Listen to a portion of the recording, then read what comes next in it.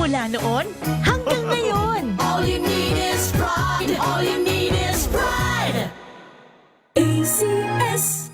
Sinisiguro kong tama ang aking choices. Tamang pagkain, lifestyle at ang partner ko, MX3 Capsule. Gawa ito sa ISO at GMP certified na planta. Tested and proven na may alpha, beta at gamma mangosteen. Helps avoid knee joint pain discomfort. Iwas-iwas sa sakit. Kailangan lang na long-term ang pag-inom. 2 capsules araw-araw. MX3, dito ako believe. Mahalagang paalala, ang MX3 capsule ay hindi gamot at hindi dapat gamiting panggamot sa anumang uri ng sakit.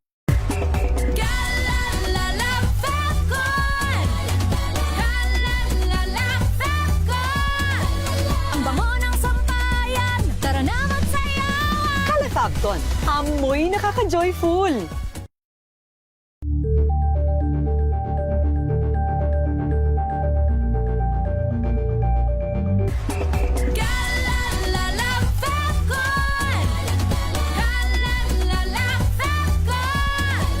Ang bango ng sampayan. Tara na magsayawan. Calefabton, amoy nakaka-joyful.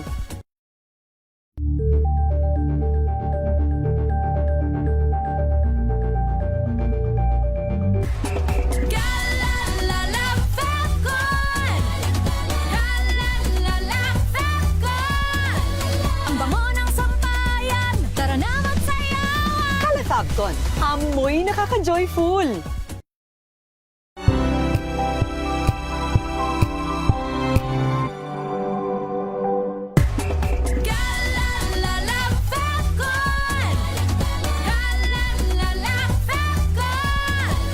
Ang bango ng sampayan. Tara na magsayawan. Calefabton, amoy nakaka-joyful.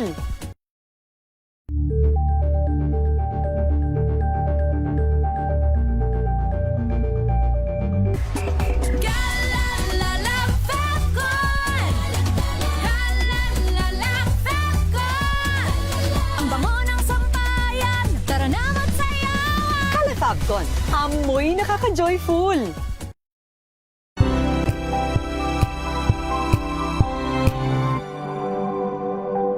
Tambalang Anthony Taberna at Jerry Baha ang gigising sa inyong umaga dahil lalatay ang humahagupit na diskusyon at komentaryo Lunes hanggang Biyernes sa 2x2.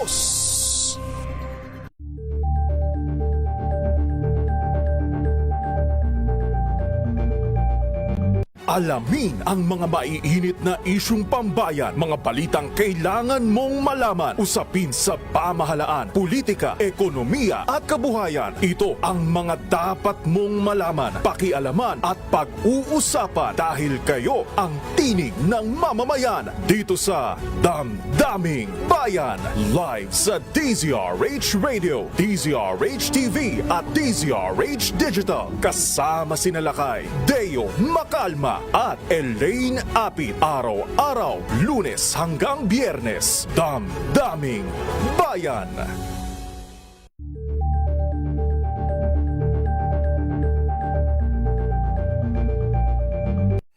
Mga balitang gigising sa inyong umaga. Mga balitang kailangan mong malaman. Mapapakinggan sa ACS Balita sa 2x2.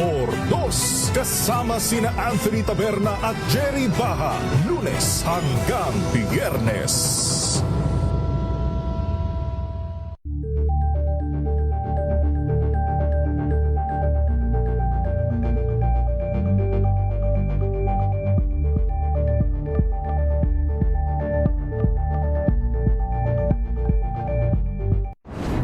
Kung good vibes ang hanap mo, dito ka na sa sigurado.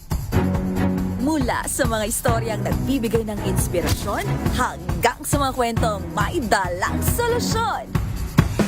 Mga balitang pampagaan, pakiramdam at pampaganda ng araw. Hindi lang ba sa good news, kundi the better news. Mula Lunes hanggang Biyernes, 1:00 ng tanghali sa DZRH TV. Number 1 na naman ang inyong DZRH sa latest survey ng Kantar Media na inilabas nitong January 2026.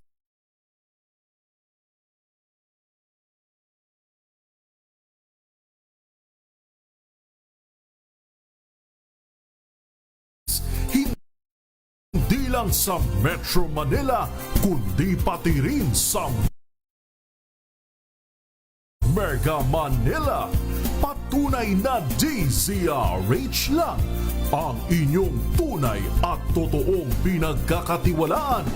Taos-puso po kaming nagpapasalamat sa inyong patuloy na pagtitiwala dahil ang DZRH una sa Pilipinas, una sa Pilipino.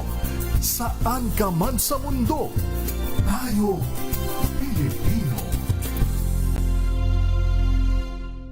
Ito ay bunsod ng naitalang 17 individual na ang kanilang naaresto. Ng Metro Manila Development Authority o MMDA ang No Contact Apprehension Policy o NCAP sa Metro Manila. Sa ang ilang mga dokumento ay peke. Hindi rin legal ang employment na ipinangako sa kanila. Sa mata ng batas, mananagot ang sangkot at may sala. Dahil sa bawat paglabag, may karampatang parusa. Alamin ang mga pananagutan sa likod ng mga bawal. Dito sa Hoy! Bawal Yan! Tuwing Sabado, alas 11:30 ng umaga. Dito lang sa DZRH TV.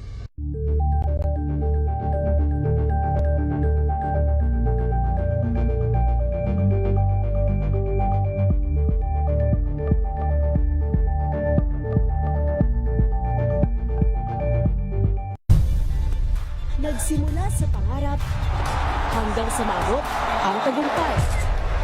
Iba't ibang kwento, iba't ibang mukha ng atletang Pilipino. Mas pinatindi, mas pinalakas, at mas pinaaksyon sa Match Point tuwing Sabado, 12:30 ng tanghali sa DZRH TV.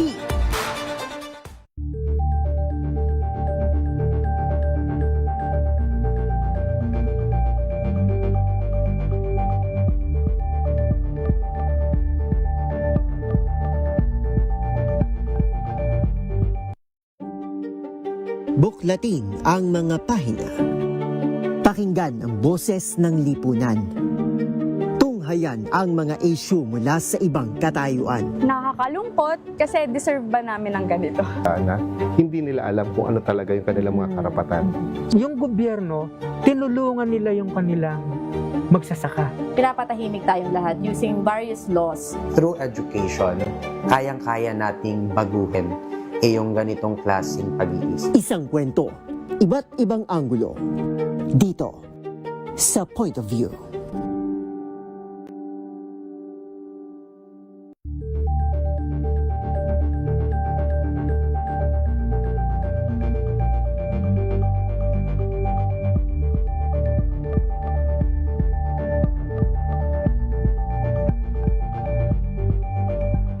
Maagang balitaan, maagang usapan sa mga issue at balita kasama si Kuya Angelo Palmones sa Magandang Umaga Pilipinas mula Lunes hanggang Biyernes.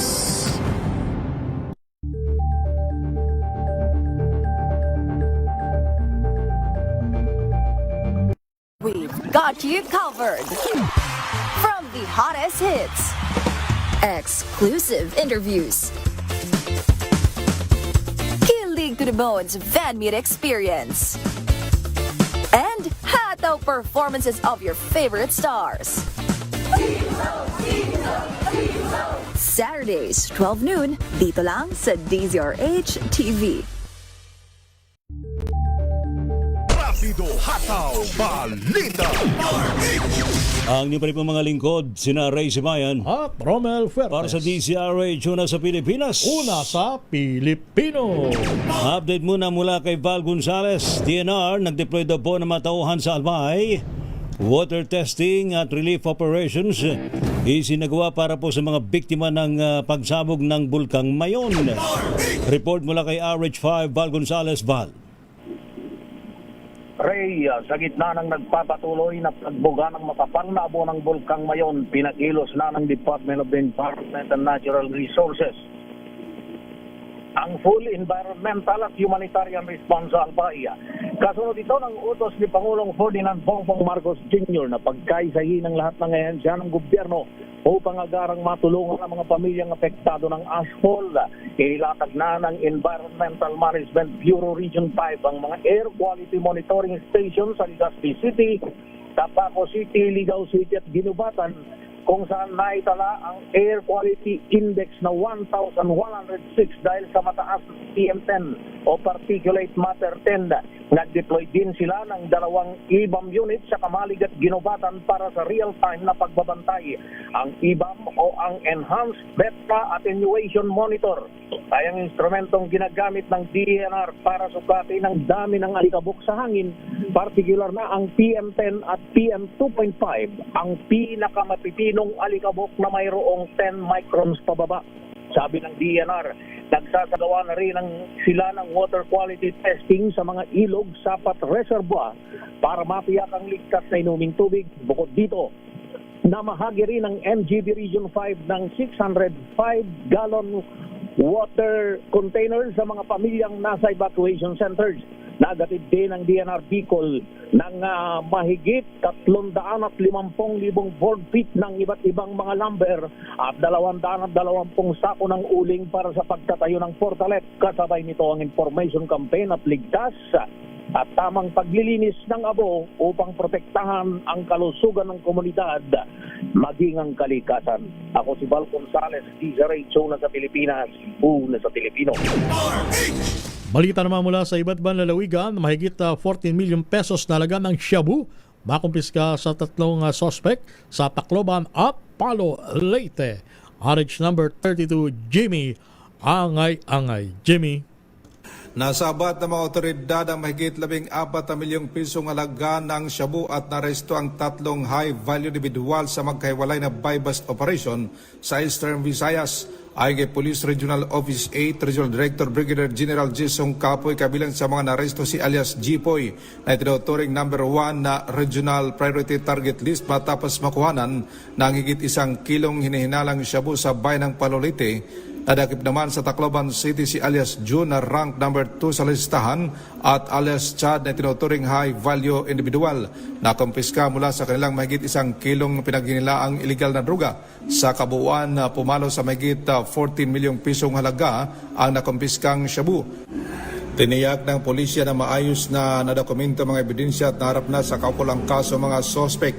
Giniit ng Police Regional Office 8 mga patuloy kanilang pinagting na kampanya laban sa illegal na droga sa Eastern Visayas. Mula dito sa DYVL Action Radyo Tacloban, ito si Aristratito Jimmy Angay-Angay para sa DZRH, una sa Pilipinas, una sa Pilipino. Thank you, salamat Jimmy. Samantala, 10 milyong pisong halaga daw po ng shabu at marijuana na kumpiska. 2 naaresto sa Quezon Province. Report mula kay RH33, Benjan Jokia. Benji. Arestado ang 2 high-value individual sa isinagawang buy-bust operation sa Barangay Dalahican kahapon ng hapon sa Lucena City. Sa report ni Lieutenant Colonel Ryan Hernandez, hepe ng PNP sa Lucena City, kinilala ang 2 drug suspect na si alias Jack Craig, 53 anyos, at alias Manny, 32 anyos, parehong naninirahan sa Lucena City. Batay sa report ni Quezon PNP Provincial Director Police Colonel Bong Albasia, alas 4:40 ng hapon ng isagawa ng intelligence ang nasabing operation kung saan nasamsam mula sa 2 suspek ang 300 gramo ng hinihinalang shabu at nagkakalaga ito ng 2 million pesos at tinatayang street value 6 na milyon pesos at 120,000 batay sa PDEA standard price. At bukod dito, na-recover din ang humigit kumulang sa 11 kilos ng pinatuyong marijuana at nagkakalaga ito ng 3,960,000 pesos. Kabilang sa nakuha ng mga otoridad ng PNP ang kalibre 38 na may 6 na bala at 500 piso bill bilang buy bust money. Sa ngayon, kakaharapin ng dalawang drug suspect ang kasong paglabag sa Section 5 at 11 ng Republic Act 9165 at Republic Act 10591. Ito si Benjan Chuke, nag-uulat para sa DCRH, una sa Pilipinas, una sa Pilipino.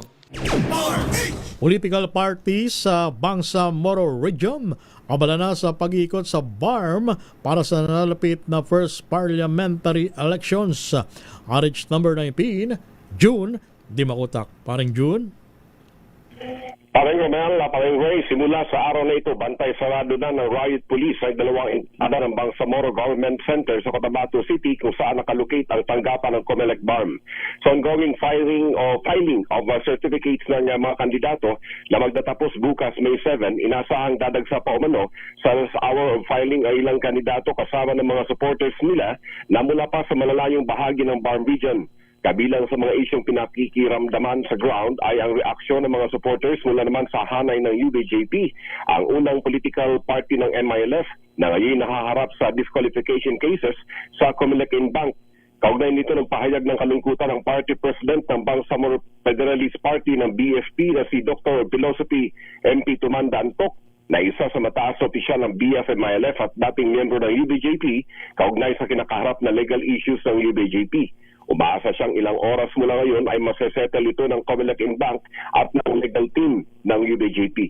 Sa pahayag naman mula kay MP Attorney Nagibs Narimbo, BFP Cotabato City Chapter President and Spokesman, na isa din sa bumuo ng UBJP Party, kailangan lamang umanong patatagin ng UBJP ang kanilang legal team at tiyak na malampasan nila ito. At sa kapapasok lamang na balita mga lakay, mula sa Comelec BARM, officially denied na sa Comelec Bank ang inihaing petisyon ng isang sahabudin panambulan usop laban sa UBJP. Ganap ng kinikilala ng Comelec Bank ang UBJP bilang kabahagi sa paparating na first parliamentary election ngayong Setyembre. Yan ang ating update mula sa mainit na panahon sa Cotabato City. RH19, June Dimakutak, DZRH, una sa Pilipinas, una sa Pilipino. Thank you. Salamat, June. Samantala, PMA Talang Dangal Class of 2026. Pangunahan daw po ni Cadet First Class Christine Librada ng Lipas City, Alae, Batangas. Ating alamin sa report ni RH41, Lakay Romy Gonzales. Lakay Romy! Cadet pangungunahan ni Cadet First Class Christine kay Damisana Librada ng Lipa, Batangas ang 207 mga kadete na kabilang sa PMA Talang Dangal Class of 226. Ang top 10 ay formal na presenta kaninang umaga ni PMA Superintendent Vice Admiral Cesar Bernard Valencia.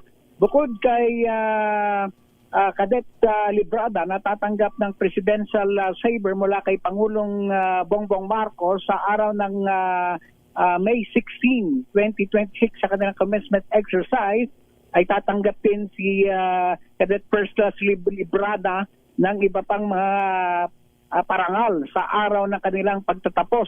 Bukod kay Librada ay number 2 din si Cadet First Class Mark Vincent Utlang, Katakutan ng Zamboanga del Sur. Pangatlo, si Cadet First Class Thomas Edgar Isla Sapulcar ng Pampanga. Pang-apat, si Cadet First Class Harold Dorana Hubilla ng Sorsogon. Cadet First Class Maeg Adrian Pajarillo Bermudez ang panglima. Cadet First Class Cherry May Panag Gecko ng Capiz. Pang-pito, si Cadet First Class si Anya Lumbang Hernandez ng Batangas. Pang-walo, si Cadet First Class Catherine Licia Det Chavez ng Batangas. Pang-siyam, si Cadet First Class Cedric Cyril Polizon ng Surigao del Sur. At pang-sampu, si Cadet First Class Mark Clement De Quito Sentina ng Negros Occidental. Mula sa bilang na 207, 76 ang makukomisyong mga bagong second lieutenant sa Philippine Army, 62 naman sa Philippine Air Force at 69 sa Philippine Navy. Ipinagmalaki na ni Vice Admiral Cesar Bernard Valencia ang bagong curriculum na kanilang ipinapatupad ngayon sa loob ng Pangunan Military School sa bansa, dahil ito ang malaking tulong sa paghubog ng mga susunod na bagong mga opisyal ng Armed Forces of the Philippines. Ito si RH41 Ronnie Gonzalez para sa DZRH, una sa Pilipinas, una sa Pilipino. Probinsya ng Cebu, nakahanda na para sa 48th ASEAN Summit. Ibalita mo yan, Goody Hidalgo ng DYRC Action Radio Cebu. Goody. Nakahanda na ang lahat para sa 48th ASEAN Summit. Kasabay ang pagbubukas ng Media Center na simula na ang mga aktibidad. Ayon kay Presidential Communication Acting Secretary Dave Gomez, dahil sa sapat na fasilidad at infrastructure, kumpiyansa si Gomez na makapagbigay ang IMC ng komportableng kapangyarihan para sa lokal at dayuhan na mga media na inasahang pagdating sa mas marami pang mga mamamahayag.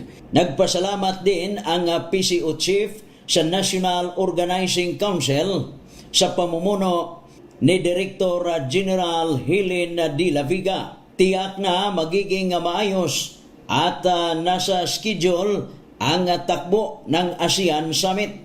Ayon kay Gomez, dahil sa pagbubukas ng IMC at patuloy na pagdating ng mga bisita, tuloy-tuloy na ang ASEAN Summit. Ayon sa agenda, tatalakayin ng mga leaders sa ASEAN at binigyang diin sa nakaraang ministerial meeting ang tatlong pangunahing isyu kagaya ng energy security, food security, kaligtasan sa mga mamamayan ng ASEAN Summit.